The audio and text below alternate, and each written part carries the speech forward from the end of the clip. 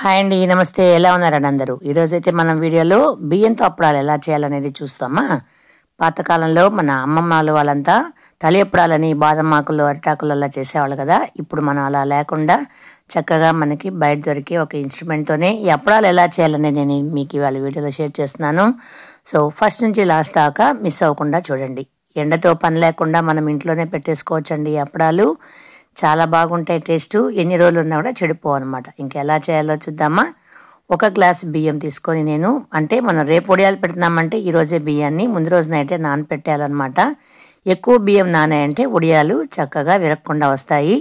ఇట్లా బియ్యాన్ని శుభ్రంగా వాష్ చేసేసుకొని కొద్దిగా నీళ్లు పోసేసుకొని మనం బియ్యాన్ని నానబెట్టేసుకోవాలి. మీరు రేషన్ బియ్యంతో చేసినా కూడా చాలా బాగా వస్తాయండి వడియాలు. సో నేనైతే ఈవేళ మామూలు బియ్యం వాడతాను. రేషన్ బియ్యం దొరికితే మీరు అవి కూడా యూజ్ చేసేసుకోవచ్చు. ఒకరోజు నైట్ బాగా నానిన తర్వాత బియ్యం చూడండి బాగా చక్కగా నానాయి కదా. ఇప్పుడు మనం మిక్సీలో పట్టేసుకోవాలి. మిక్సీలో చక్కగా మెత్తగా పేస్ట్ లాగా రుబ్బేసుకోవాలండి. చూడండి ఎటువంటి బరక అనేది లేకుండా పేస్ట్ లాగా రుబ్బేసుకోవాలి. ఇప్పుడు ఒక పెద్ద మందపాటి గిన్నెలో దండిగా నీళ్లు పోసుకొని అవి బాగా మసలేదాకా ఉంచాలి. ఈ లోపల వడియాలకు మనం కావాల్సినంత ఉప్పు, కారం, పచ్చిమిర్చి కూడా మిక్సీలో వేసుకొని చక్కగా పేస్ట్ చేసుకొని మనం రుబ్బుకున్న పిండిలో వేసి కలుపుకోవాలండి.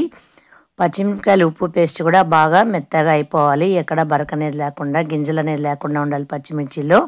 ఇప్పుడు వీటన్నిటిని మనం బాగా మిక్స్ చేసుకోవాలి. మీకు టెక్స్చర్ చూడండి మీకు అర్థమవుతుంది. మరీ పల్చగా కాకుండా గట్టిగా రాకుండా ఉండాలండి పిండి అనేది. అప్పుడే వడియాలు అనేవి చాలా బాగా వస్తాయి. ఎక్కువ మందంగా ఉన్నా కూడా వడియాలు అనేవి మీకు పొంగవు అన్నమాట. ఇప్పుడు కొద్దిగా నీళ్లు పోసుకుంటూ మనం కరెక్ట్గా వడియాల పిండి స్ట్రక్చర్ని నేను చూపిస్తున్నాను కదా మీకు. దోశ పిండిలా కాదు, ఇంకొద్దిగా పల్చగా ఉండేట్టుగా చూసుకోవాలి. ఇప్పుడు నేనైతే దీనిలో రుచికి ఒక స్పూను గసగసాలు కూడా యాడ్ చేస్తున్నానండి. చాలా బాగుంటుంది మనం తినేటప్పుడు. ఈ గసాల ఫ్లేవర్ వస్తుంటుంది అన్నమాట. ఇదేనండి నేను చెప్పిన స్టాండు. ఈ స్టాండ్ మీకు ఎక్కడ సూపర్ మార్కెట్లో కానీ స్టీల్ షాప్లో అయినా దొరుకుతుంది. వీటిలో ఆకుల షేప్లో ఉంటాయి ప్లేట్స్. పై ప్లేట్ మాత్రం రౌండ్ షేప్లో ఉంటుందన్నమాట. దీనికి కొద్దిగా నూనె పూసేసి మనం తీసుకున్న పిండిని వీడియోలో చూపిస్తున్నట్టుగా చక్కగా పెట్టేసి సెట్ చేసుకోవాలి. ఇప్పుడు చూసారా నీళ్ళు బాగా తెల్లాయి కదా. ఈ నీళ్ళు తెల్లేలోపలే మనం ఇట్లా రెడీ చేసుకొని వచ్చేసామన్నమాట. ఇవి జస్ట్ ఒక 20 to 25 seconds ఆవిరిలో ఉడికితే చాలండి. ఈ లోపల మనం మిగతా ప్లేట్స్ ఉంటాయి కదా వాటి కూడా రెడీ చేసుకుంటాము. పై ప్లేట్ మాత్రం చెప్పాను కదా రౌండ్గా ఉంటుంది. దానిలో కూడా మనం పిండి తీసుకొని శుద్ధంగా ఆయిల్ పూసేసి ఇలా కరెక్ట్ షేప్లో దోశ పోసినట్టుగా చేసామంటే ఇవి పిండి మీకు చూసారా బాగా ఉడికిపోయినది. అంటే మనకి ఎక్కడ పిండి తెల్లగా కనపడదు అనమాట. ఇవి చల్లారే లోపల మళ్ళీ మనం ఇంకో సెట్ రెడీ చేసి పెట్టుకున్నాం కదా వాటిని పెట్టి మళ్ళీ తీసుకుంటూ ఉండాలి. ఇలా రొటేషన్లో జరుగుతుంటుంది అన్నమాట పిండి తీయడం పెట్టడం. ఇప్పుడు వీటిని కొద్దిగా చల్లార్చిన తర్వాత మనం తీసామంటే చూడండి వడియాలు అనేవి ఎంత చక్కగా వచ్చేస్తున్నాయో. అసలు ప్లేట్కి అంటుకోకుండా వచ్చేస్తాయి అన్నమాట. చాలా ఈజీ అండి ఇవి చేయడం కూడా. కొద్దిగా శ్రమ అనుకోకుండా మనం చేసేసుకున్నామంటే ఇవి చాలా చక్కగా త్వరగా క్విక్గా అయిపోతాయి. నాకైతే ఈ గ్లాస్ బియ్యానికి దాదాపు 40 to 50 వడియాలు వచ్చాయండి. మ్యాక్సిమం 1 hour అయిందనమాట. ఇలా మనం గోడుతో అనుకుంటూ తీసేసామంటే మనకి వడియాలు చక్కగా వచ్చేస్తాయి. ఈ లోపల మన ఇంట్లోనే ఒక పల్చటి గుడ్డ తీసుకొని ఫ్యాన్ కింద వేసేసి మనం తీసుకున్న ఈ వడియాలని చక్కగా ఆరబెట్టుకుంటూ వచ్చేసామంటే మనకి వడియాలు అనేవి బాగా తొందరగా రెడీ అయిపోతాయి. అంటే ఇవి రొటేషన్లో జరుగుతుంటుంది. ఇద్దరు ఉన్నామంటే ఇంకా చాలా చక్కగా పనిచేసేయచ్చు.